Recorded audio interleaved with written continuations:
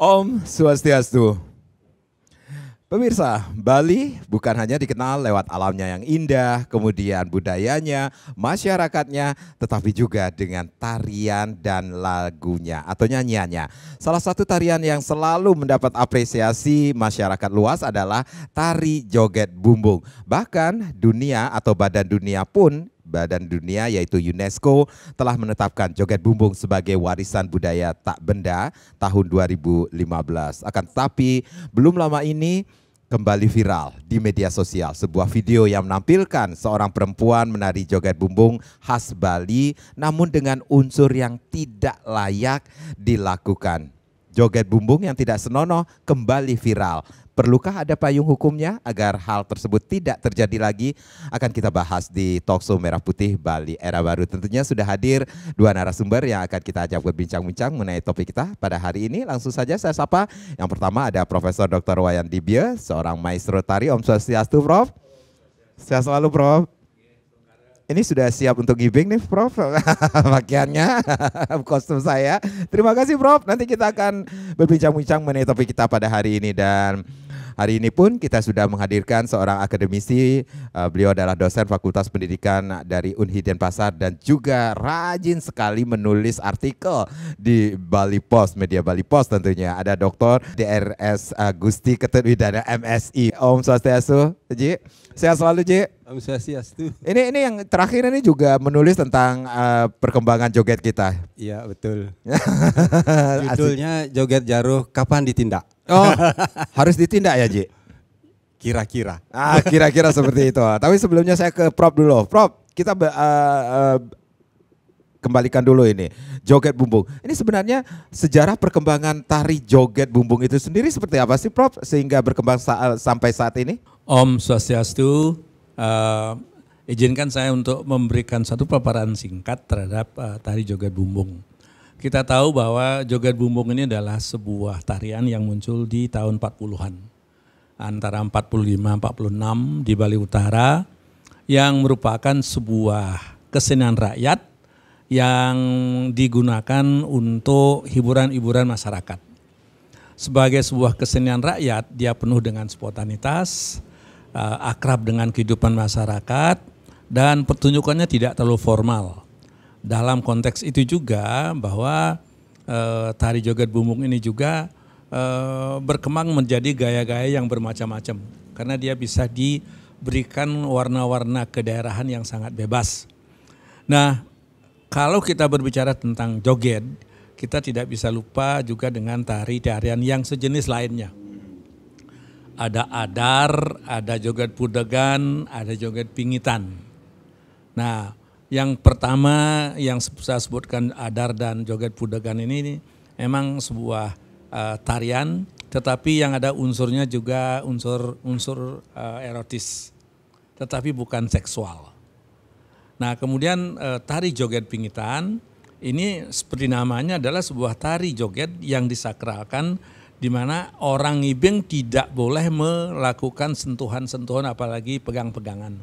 Cukup berinteraksi dengan tari saja. Nah, kembali kepada joget bumbung yang sekarang perkembangannya begitu marak.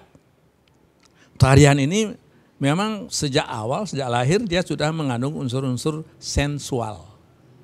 Ya, istilah Bali ini ada unsur buang-buangan kan. Ada ngeranyik, ada hal-hal yang bersifat sensual, goyangan pinggul dan lain sebagainya ada. Tetapi belakangan ini yang menjadi persoalan kita itu munculnya joget bumbung yang seksual. Yang gerakannya itu merupakan gerakan-gerakan yang tidak pantas untuk ditampilkan di depan umum. Karena aksi-aksi seksual itu salah satunya itu adalah dengan gerakan-gerakan pinggul yang maju mundur, bahkan sambil berpeluk-pelukan dengan pengibing yang membuat banyak orang, saya sendiri takut ngibing joget. Waktu di SD saya suka ngibing joget karena ada ruang interaksi, improvisasi yang begitu luas.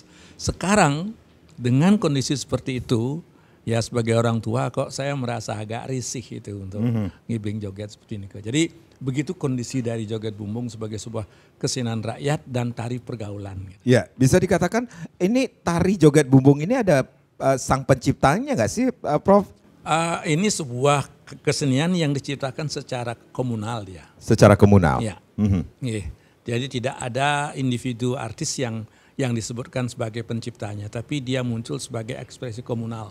Yeah. Konon itu muncul dari para pejuang di Bali Utara untuk menghibur mereka ketika di pengasingan gitu, di tempat-tempat mereka bersembunyi, mereka membuat hiburan. Yeah. Makanya gamelan yang digunakan itu bukan gamelan Kerawang. Karena itu termasuk gamelan mahal ya, tapi gamelan bumbung. Bahkan di barat itu pakai gamelan gebyok. Jadi tabung-tabung bambu itu yang dipukul-pukulkan tapi bermelodi dia begitu. Baik, ada hal yang menarik di sini, sejarah tari joget bumbung ternyata ada unsur sensualnya, tetapi semakin sensual bukan seksual. Bukan seksual, tetapi kalau kita lihat di beberapa tayangan di video-video yang lagi viral ini, bukan unsur sensualnya saja tetapi seksual juga diperlihatkan seperti itu. Berarti ada pakem-pakem dari joget bumbung itu yang harus diketahui. Seperti apa pakem dari joget bumbung itu sendiri? Kalau kita bicara tentang pakem joget bumbung, ya kita harus berbicara kepada joget bumbung yang kita sebut sebagai joget bumbung klasik. Ya, joget bumbung klasik ini biasanya dia tampil memakai igel pepeson. Setelah igel pepeson, lah baru dia ngebet pengibing. Setelah itu baru ngibing. Nah, ketika ngibing ini tidak sama sekali ada gerakan-gerakan seksual. Yang ada ya semacam aksi-aksi sensual itu yang ngegol, ngocet, sambil lirik begitu. Itu dibolehkan. Jadi sekarang itu yang dieksploitasi diganti menjadi seksual gitu. Nah, jadi pakem dari joget bumbung neke ada 3 bagian itu yang selalu dilakukan. Ada daerah seperti di Gianyar, Kelungkung dan lain sebagainya termasuk Bangli, tari pepesonnya itu punya pepeson dia klasik. Ada di daerah-daerah Buleleng, pepesonnya itu pakai tari kebiar dia. Tari kebiar yang dimainkan dalam gamelan joget bumbung. Nah, itu juga bisa seperti yang saya katakan tadi karena dia sebagai kesenian rakyat. Dia itu bisa menyerap semua ekspresi kerakyatan yang berkembang di masyarakat itu. Baik. Ada hal-hal yang perlu diperhatikan juga ketika menyaksikan perkembangan tari joget bumbung ini. Pakem-pakem yang harus ditaati ketika melakukan sebuah tarian joget bumbung ini sendiri. Termasuk juga properti, kostum seperti itu, Prof? Iya, kostum ya. Tetapi yang paling penting itu adalah pemahaman terhadap sumber gerak dalam tari Bali itu perlu dipegang. Yang disebut sebagai triangle. Ya, bagian kepala, bagian badan, bagian kaki. Niste, madya, utama. Jadi yang sekarang banyak disalahgunakan itu adalah bagian nistenya. Bagian pinggang ke bawah itu. Nah, itu yang dulu tidak pernah ada gerakan-gerakan seksual itu. Goyangan pinggul seperti ini itu ada di semua tarian. Ya, ngocet goyangan yang cepat itu ada di semua tarian. Tapi yang gerakan maju mundur itu, apalagi dengan pasangan berpeluk-pelukan itu tidak ada dalam pakem joget bumbung. Baik, saya juga pernah melihat dan di daerah saya pun ada sejenis tari joget tetapi sangat sakral sekali. Dan ini joget bumbung ini termasuk sebuah atau pertunjukan tarian Bali-Balian atau wawalian bisa dikatakan. Kalau kita berpegang kepada klasifikasi tari tahun 71 itu Wali Bebali dan Bali-Balihan, secara umum joget bumbung itu termasuk tari Bali-Balihan. Tetapi di tempat-tempat tertentu di Tabanan ada namanya joget bisama. Ya, joget bisama ini disakralkan karena ditarikan untuk upacara. Salah satunya adalah upacara upacara anak-anak itu. Jadi anak yang baru 3 bulan atau 6 bulan itu dibawa ke panggung, dibawa ke kalangan, lalu kadang-kadang dia diserahkan kepada penari joget atau kadang-kadang bersama orang tuanya dia menari. Ini seolah-olah semacam blessing gitu untuk si anak supaya dia sehat, pertumbuhannya subur dan lain sebagainya. Itu memang ada. Kalau di daerah saya dikenal juga sebuah tarian yang agak mirip sih dengan joget Niki sendiri, tari gandrung seperti itu, Prof. Itu variasi. Dan cuman hanya dipentaskan saat-saat tertentu seperti itu. Memang variasinya ada gandrung, ada andir, ya andir ini antara legong sama joget bumbung. Lalu joget pingitan seperti yang saya katakan tadi, dan itu memang variasinya banyak, ya. Tapi yang paling populer di masyarakat itu kan joget bumbung. Dan kembali lagi nih, ada kata kembali lagi. Berarti Prof melihat bahwa sebelum hal yang lagi viral ini menjadi perhatian pernah terjadi sebelumnya. Untuk menjawab pertanyaan ini perlu saya sampaikan bahwa kami di Panitia Pesta Kesenian Bali, dan saya kebetulan juga bagian dari Disbud, Dinas Kebudayaan, sudah berkali-kali melakukan upaya-upaya untuk ngerem persoalan-persoalan itu dengan jalan meretas YouTube yang menayangkan itu, kemudian memberikan penyuluhan, pembinaan kepada para penari, seke, termasuk tokoh masyarakat yang membidangi itu. Yang maksudnya agar joget bumbung ini kembali ke rel yang kita inginkan sebagai sebuah tari pergaulan.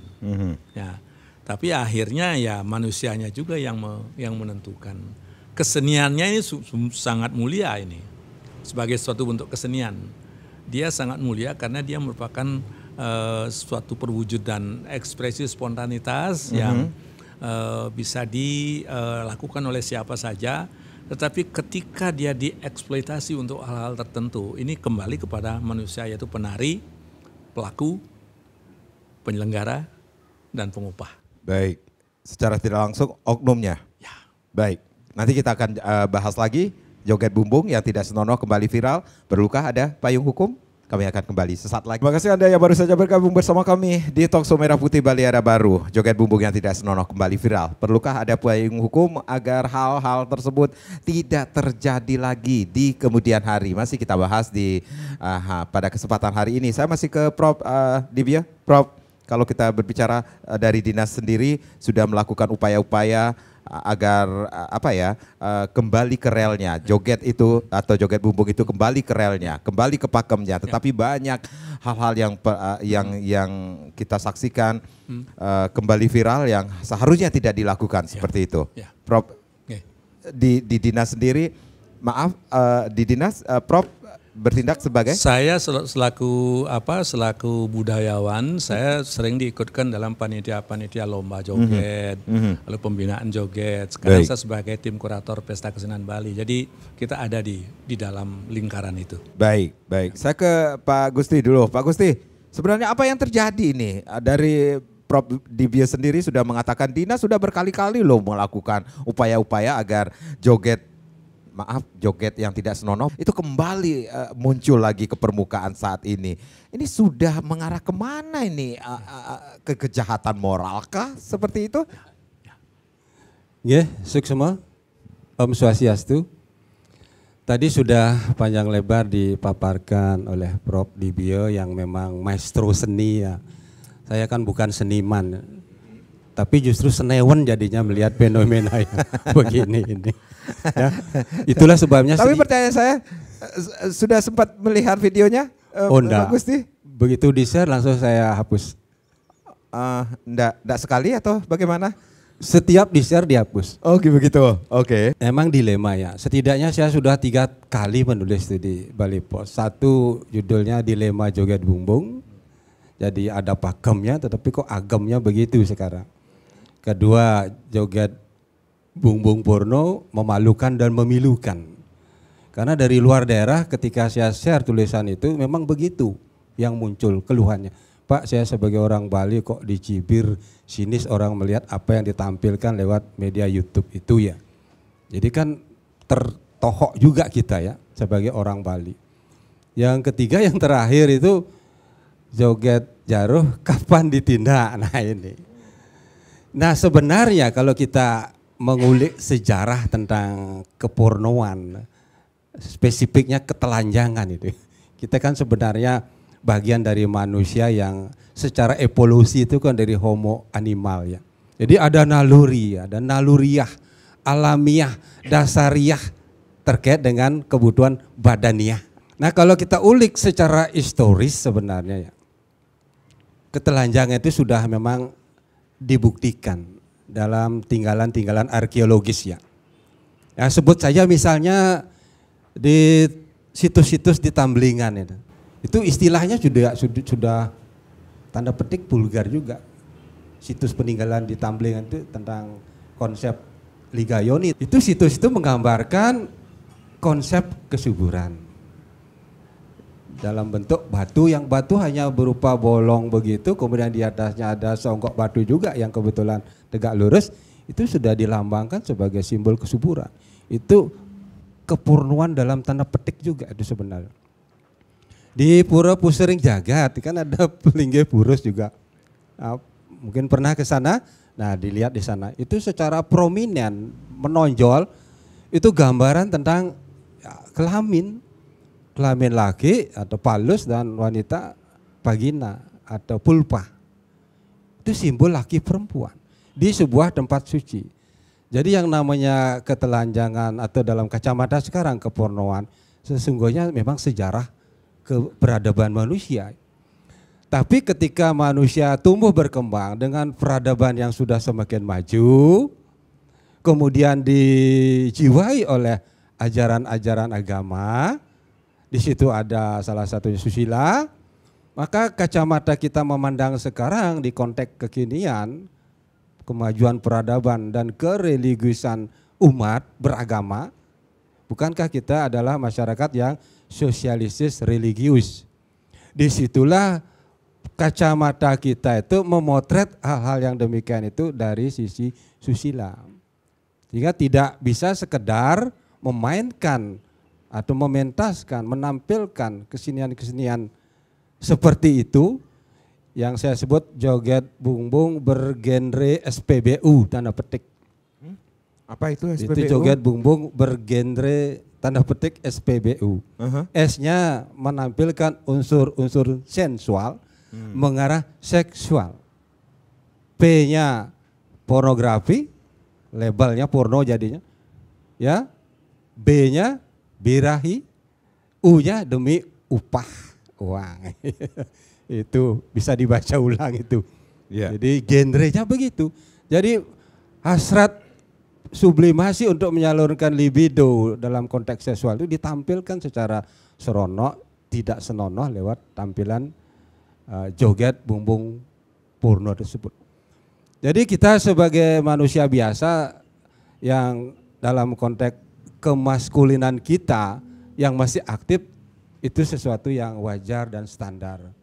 Tapi ketika dia ditampilkan di audien, di publik dengan penonton yang dari segala tingkatan, dari anak, remaja, dewasa hingga tua, bahkan masih dalam konteks ritual itu yang bikin mirip, masih pakaian adat, busana adat, lengkap dengan udang, kadang masih menempel wijo dan sebagainya, juga melakukan ya tanda petik atraksi ke arah seksual, vulgar dan nyaris liar. Ya. Nah, itulah yang saya sering katakan, seni itu akhirnya seperti diklasifikasikan tadi ada 3, saya tambahkan itu dalam tulisan-tulisan. Jadi seni wali itu betul-betul murni bakti untuk sembah dengan ngayah mesolah. Kemudian seni bebali dan seni balih-balian. Kalau balih-balian itu sudah seni, dalam konteks ini saya sebut seniman. Kalau yang wali itu seniman tulen. Kalau bebalih atau balih-balian ini seniman. Ulian seni ya man upah. Ini yang betul-betul mencari nafkah. Ya, untuk menghidupi keluarga dan sebagainya. Nah, disinilah kemudian ada tambahan. Fenomena baru misalnya fenomena kerawahan. Di mana-mana dalan, upacara apapun tiba-tiba kerawahan. Ini seni magi. Ya. Kemudian yang terakhir ini joget bungbung ini masuk ke seni birahi. Sehingga ada 4 sekarang niki Prof Ampuro niki tanda petik temuan di dia niki Jadi seni wali, bebali, bale-balian, seni magi, dan birahi. Dan masing-masing yang ketiga empat ini memiliki spesifikasi tersendiri. Ini yang perlu kita tanda petik ya persoalkan, permasalahkan sampai nanti ke tingkat tindakan. Karena setiap bentuk seni apapun, terutama seni pertunjukan itu, tidak hanya sebagai tontonan dia. Di dalamnya ada juga tuntunan. Apa yang didapat dipetik oleh masyarakat penikmat dari tontonan itu harus berdasarkan tuntunannya, pakemnya. Ya.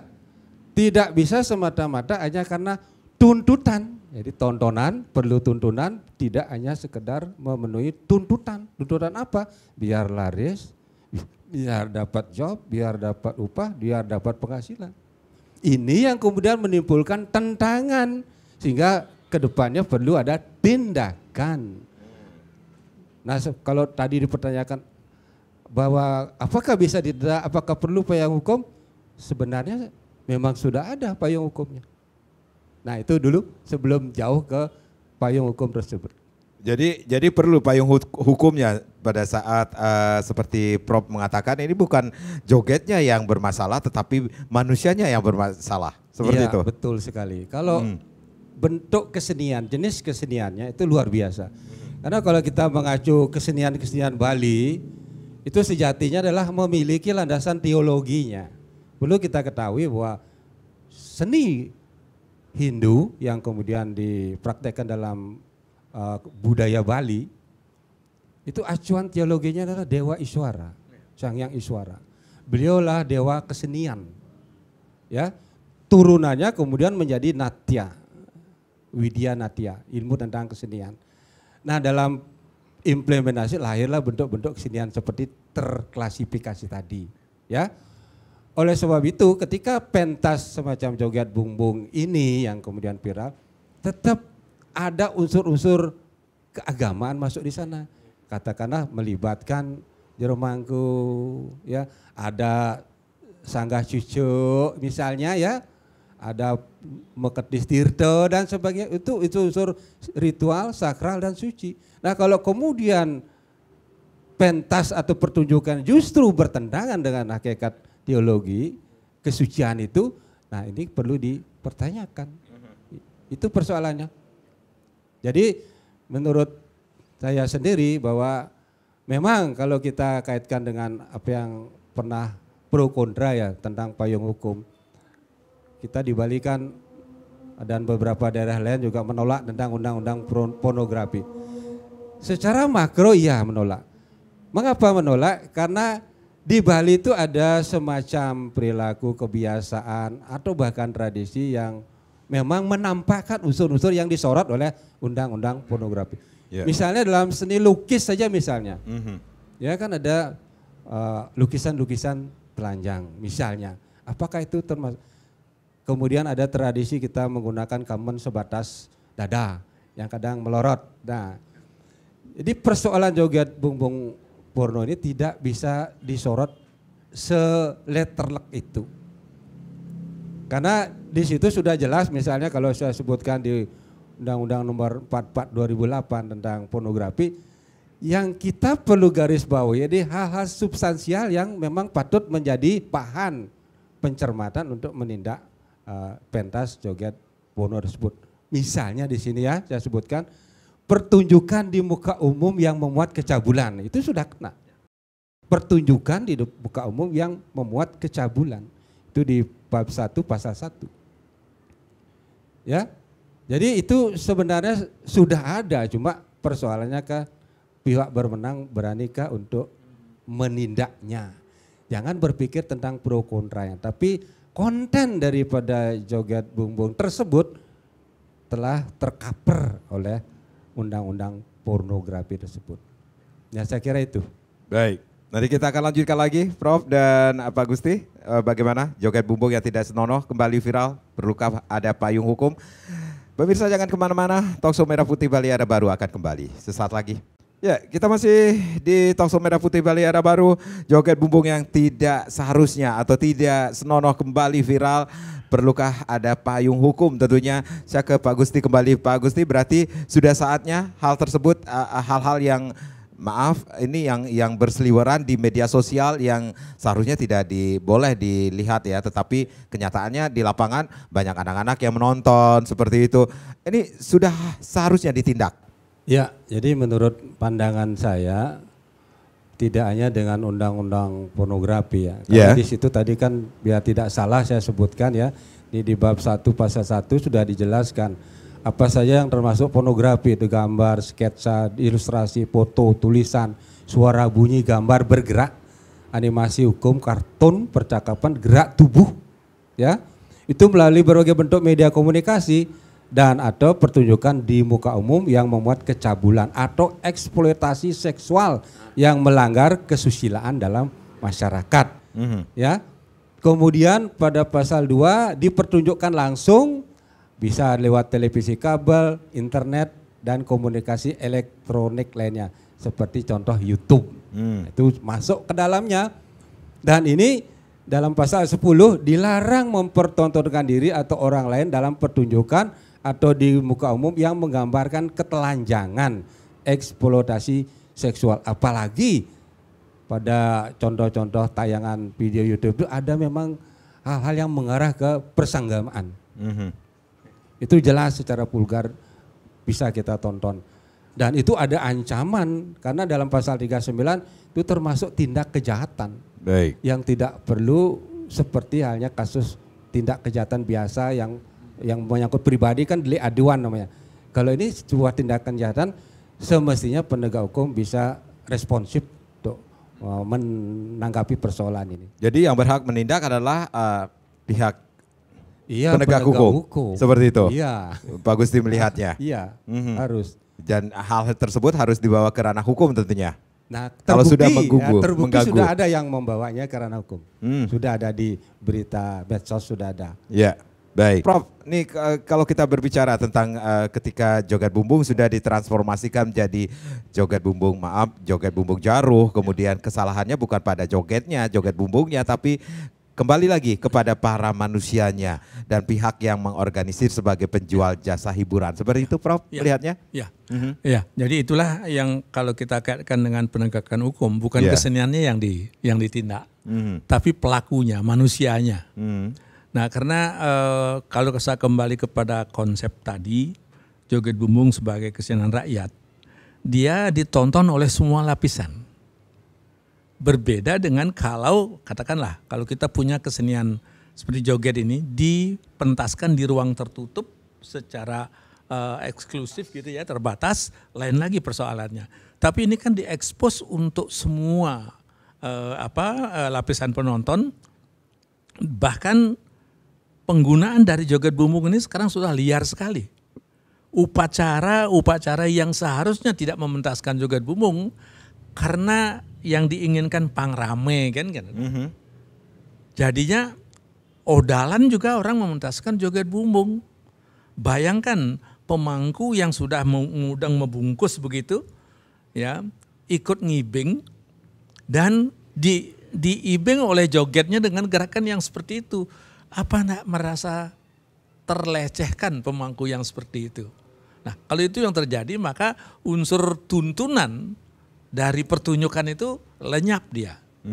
Jadi dia cuma hanya tontonan, entertainment, tapi bukan semacam tuntunan. Dan ini tugas yang sangat penting sesungguhnya yang dilupakan oleh manusianya dari para pelaku seni itu sebagai guru loke. Ya, jadi sebagai penuntun masyarakat. Jadi mestinya para pelaku ini sadar betul posisinya sebagai guru loke, bahwa tugas dia bukan saja sebagai penghibur, tetapi sekaligus juga memberi tuntunan kepada masyarakat supaya tontonan itu memberikan pesan kuat untuk mempengaruhi kepribadian dari penontonnya. Tapi dengan aksi-aksi seksual seperti itu, apalagi untuk anak-anak, bagaimana kita bisa mengharapkan adanya tuntunan seperti itu? Jadi saya kira ini menjadi satu kondisi yang sangat darurat, dan saya setuju bahwa para penegak hukum mestinya sudah bisa mengambil satu tindakan agar kesenian-kesenian seperti ini tidak merajalela kepada kesenian yang lain. Karena apa? Kalau kita melihat di dalam pertunjukan sehari-hari, aksi joget bumbung jaruh itu tidak saja ada di joget bumbung, tapi juga ada di pertunjukan calon narang, pertunjukan topeng premon, dan pertunjukan lainnya. Karena itu ditirukan aksi itu oleh pemain liku, pemain desa dan lain sebagainya, bahkan lebih berani lagi. Mengapa begitu? Karena pelakunya laki-laki. Ya. Dia lupa bahwa ketika dia tampil sebagai liku, dia bukan laki-laki di sana. Dia adalah pemeran wanita. Jadi dia membawa nilai-nilai kewanitaan. Jadi kalau dia lakukan dengan vulgar seperti itu, ini merupakan satu pelecehan terhadap nilai-nilai kewanitaan. Nah, banyak sebetulnya eksesnya yang seperti itu. Oleh karena itu saya setuju kalau ada tindakan-tindakan yang lebih konkret untuk menghentikan munculnya joget-joget jaruh ini yang sebetulnya berawal dari joget ngebor dulu. Di awal 90-an. Joget ngebor yang penarinya berani melakukan gerakan pinggang, pinggul yang memutar. Nah, setelah itu baru tidak memutar lagi tapi maju mundur. Yang dilakukan di panggung itu sudah aksi seksual yang sangat vulgar dan liar itu yang dipraktekkan hanya dengan berpakaian joget gitu. Itu striptis berpakaian Bali menurut saya itu. Ya, jadi sudah banyak melanggar etika kita, apalagi kalau kita mengembalikan ukuran kriteria kesenian Bali yang baik itu kan ada trisaktinya itu, Satyam, Siwam, Sundaramnya itu. Cuman nilai Sundaram pun Sundaram yang picik gitu. Satyamnya belum, Siwamnya juga diabaikan. Jadi hal-hal yang seperti itu membuat nuansa joget bumbung ini betul-betul sudah jauh keluar dari rel yang kita bayangkan sebagai sebuah kesenian yang membuat orang bergembira, berbahagia. Karena kehadiran dari joget bumbung ini selalu dilakukan ketika orang berbahagia, habis panen, merayakan keberhasilan sebuah pembangunan. Itu betul-betul suasana sukarianya itu muncul. Nah, dengan joget porno seperti ini, joget jaruh seperti ini, apalagi pertunjukannya sifatnya itu terbatas, maka muncullah pertunjukan joget bayangan. Joget bayangan yang saya maksud tidak ada sekenya, tapi penarinya tiba-tiba saja muncul di sana, mereka memakai iringan rekaman, dan begitu selesai mereka dibayar, mereka hilang. Berbeda dengan pertunjukan-pertunjukan joget bumbung yang memang ada sekenya, jadi gampang kita ini melakukan pembinaan seperti yang banyak dilakukan oleh MDA, oleh MKB, dulu di Stibia. Semuanya itu kita sudah lakukan dengan maksud untuk membina manusianya selaku pelaku, baik itu penari, penyelenggara, termasuk juga penonton.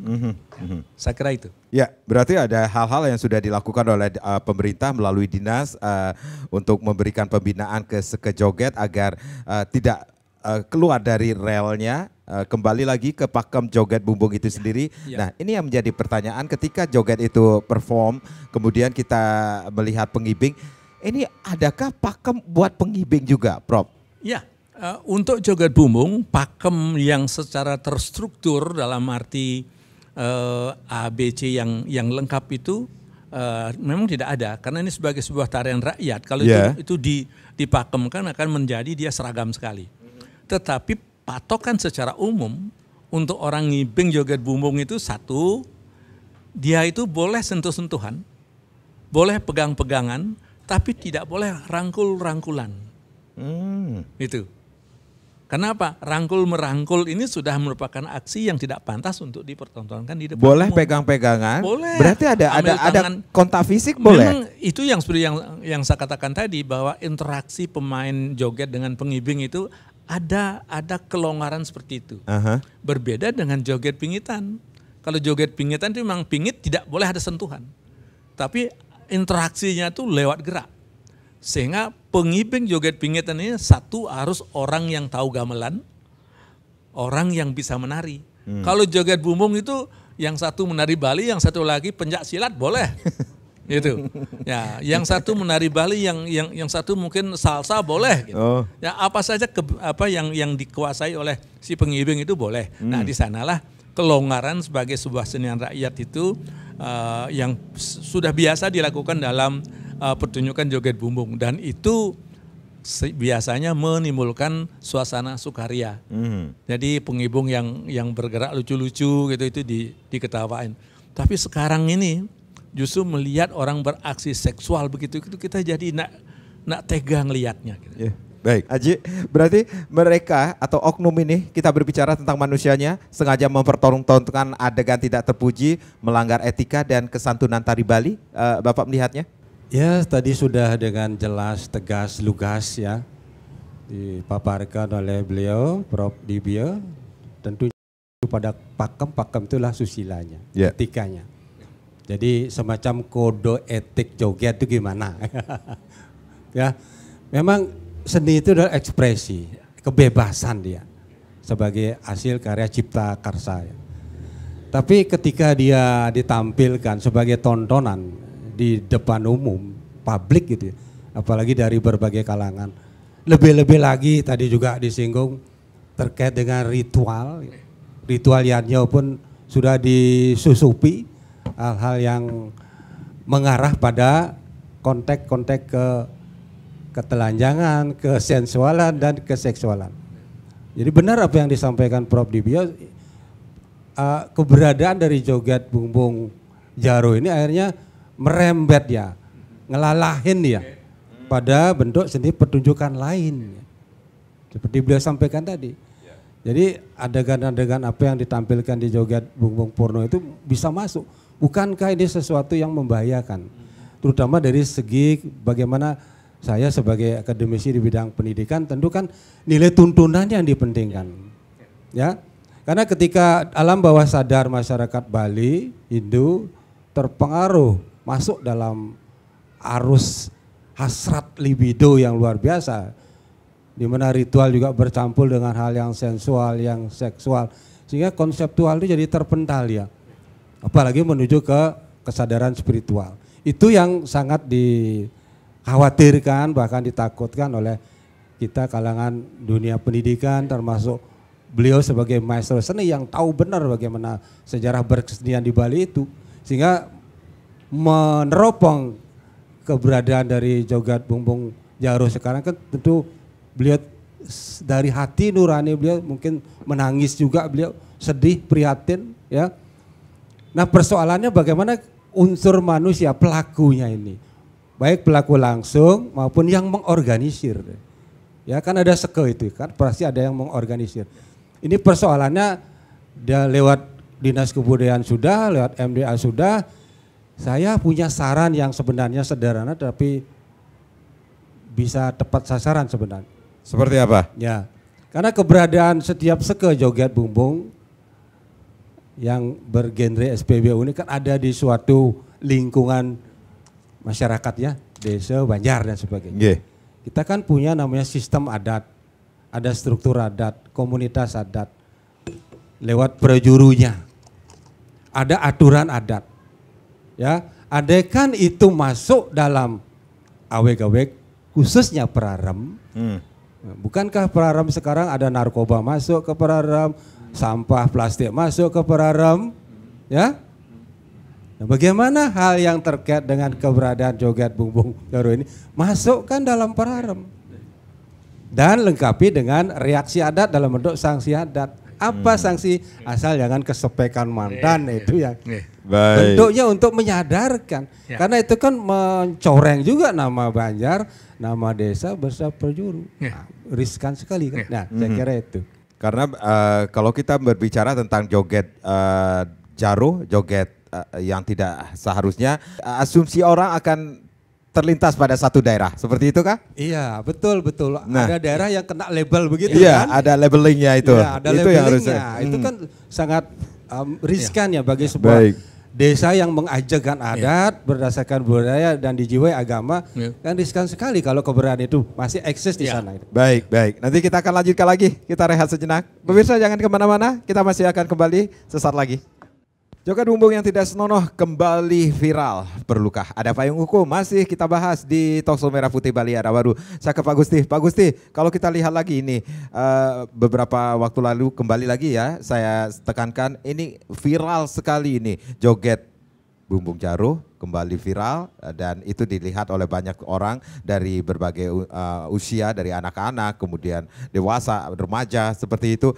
Ini Bapak melihatnya ini terkesan jadi pembiaran sehingga boleh jadi dianggap sebagai pembenaran kah?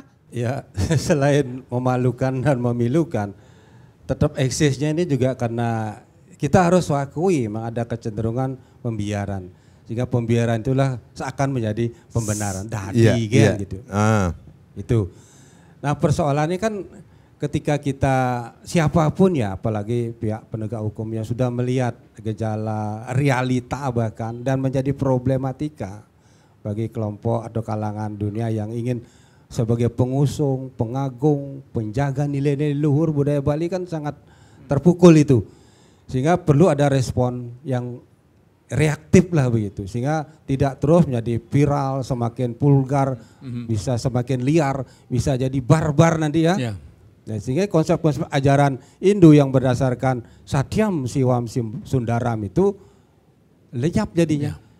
Satyam, bagaimana kita bisa menjadikan kesenian itu sebagai media untuk menyampaikan pesan-pesan kebenaran, kebaikan, Siwam kesucian. Ditampilkan lewat keindahan Sundaram, tapi keindahan yang betul-betul memancarkan nilai-nilai keluhuran budaya dan agama. Bukan memancarkan asar-asar yang seakan akhirnya orang menilai apakah tanda petik serendah itu mindset orang sebagian ya, saya tidak mau menyebut langsung masyarakat Bali, sebagian entah kecil atau besar ya masyarakat Bali. Ya karena hal-hal itu yang membuat mereka lebih bergairah, lebih responsif. Sehingga setiap apapun kegiatan, sedikit apapun kadang nelubulanin, ngotonin, apalagi pawiwahan dengan resepsinya. Itu sudah hal yang sepertinya tanpa itu sepertinya tidak jangkep, tidak genap gitu ya. Itu yang nanti kalau kita biarkan sebagai seakan sebagai pembenaran, bahayanya adalah hancur dari keluhuran seni Bali yang berbasiskan budaya dan dijiwai oleh ajaran-ajaran agama Hindu, khususnya Satyam Siwam Sundaram itu. Saya kira itu. Ya, Prof, berarti upaya-upaya yang sudah dilakukan dari pemerintah, kemudian peran pemerintah, termasuk juga peran masyarakat atau generasi muda juga sangat diperlukan ini untuk mengembalikan roh atau joget bumbung ini ke relnya kembali. Seperti itu, Prof melihatnya. Saya kira dalam kondisi seperti ini kita juga perlu memanfaatkan peran serta dari generasi muda karena demand dari joget bumbung jaruh ini itu ada di sekitar wilayah generasi muda itu, apapun kegiatan mereka, tapi dari sana munculnya gagasan untuk mendatangkan joget begini, apakah dia secara terang-terangan atau secara sembunyi-sembunyi. Oleh karena itu kalau menambahkan apa yang disampaikan oleh Pak Gusti tadi, kalau dengan peraraman ini kita libatkan juga ada peran serta dari generasi muda, Suketruna itu, dengan membuat deklarasi bahwa mereka tidak akan melakukan pementasan joget bumbung seperti ini, otomatis pasar itu sudah akan semakin kecil. Nah, bersama itu pula saya ingin mengusulkan satu hal yang lebih mungkin praktis dan konkret. Itu mungkin sudah saatnya Dinas Kebudayaan atau nanti ditugaskan kepada lembaga yang berkompeten untuk membuat satu buku kecil tentang joget bumbung. Sehingga dengan begitu penegak hukum punya pegangan kuat bahwa ini menjadi pelanggaran karena sudah tidak lagi sesuai dengan pakem joget bumbung yang ditulis dan lain sebagainya. Karena kalau hanya berdasarkan semacam surat edaran itu seringkali dimainkan, apalagi ada unsur pembiaran tadi. Karena melakukan pementasan yang seperti itu seringkali juga ada sistem lain yang ikut terlibat. Ada bobotoh, ya, ada bobotoh karena pasti di tempat itu ramai, maka diadakan judian. Lalu pasti tempat itu ramai, maka diadakan juga di sana ada banyak dagang. Mungkin hal-hal seperti itu akhirnya ikut menjadi bagian yang menyebabkan joget jaruh ini tetap eksis karena dibutuhkan oleh mereka. Tapi kalau generasi muda ini kita bekali dengan semacam tulisan buku kecil, ini loh joget bumbung yang seharusnya kita lakukan, yang harus dilakukan oleh para penari itu kalau sudah dia keluar, maka penegak hukum bisa melakukan tindakan. Paling enggak untuk menimbulkan efek jera, sebab seperti tadi setelah dikatakan oleh Pak Gusti, kalau kita melihat joget bumbung jaruh seperti itu, apakah kita penonton yang suka nonton itu sudah sejaruh itu? Artinya apakah sudah seperti itu moral dari para pelaku joget, para penonton joget, dan termasuk penyelenggara joget bumbung itu? Kan pertanyaannya seperti itu. Nah, jadi banyak sebetulnya yang ekses negatifnya yang perlu kita pikirkan, mengapa joget jaruh ini memang perlu segera diberikan tindakan konkret supaya penampilannya itu menjadi lebih terbatas sehingga ekses-ekses negatif ini tidak masuk ke banyak hal yang menyebabkan adanya kerusakan etika moral di kalangan generasi muda kita. Ya, Pak Gusti, dari apa yang disampaikan Pak Gusti tadi tentang bahkan sudah dijelaskan bagaimana undang-undang pornografi itu seperti apa. Ini dapatkah joget jaruh itu dijerat undang-undang pornografi? Nah, ini kan perlu diskusi lebih mendalam dan tajam ya.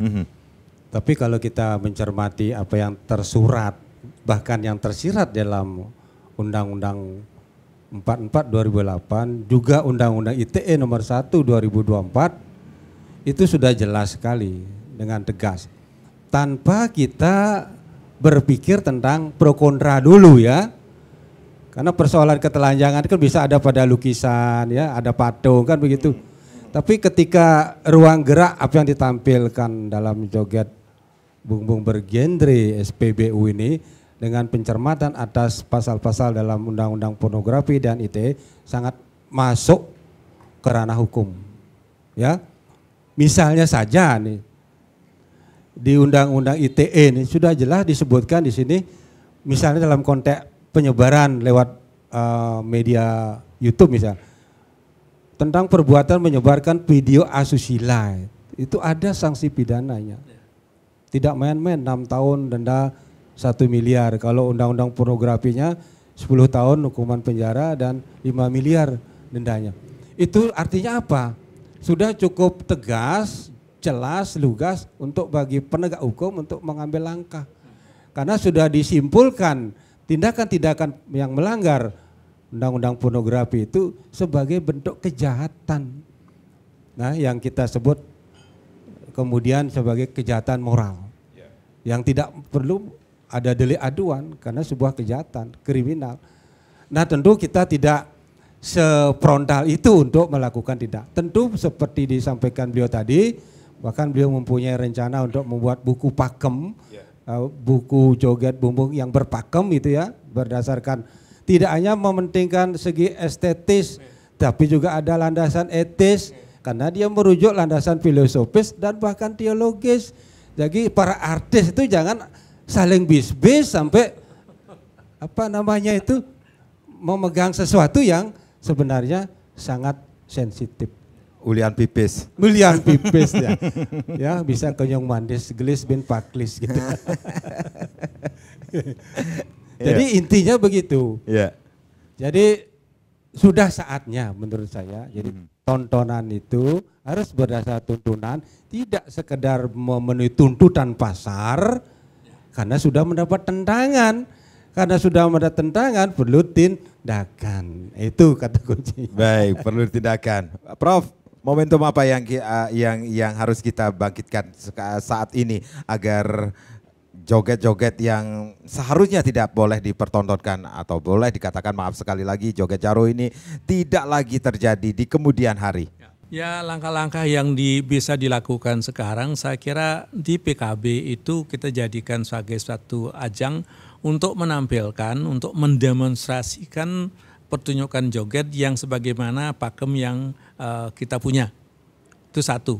Yang kedua, ke lapangan sendiri perlu dilakukan kembali pembinaan terhadap para pelaku-pelaku joget, sadarkan mereka akan bahaya dari kalau mereka tetap bertahan melakukan kesenian yang seperti itu, karena sudah ada 2 undang-undang yang menunggu mereka, yang satu undang-undang pornografi, yang satu undang ITE.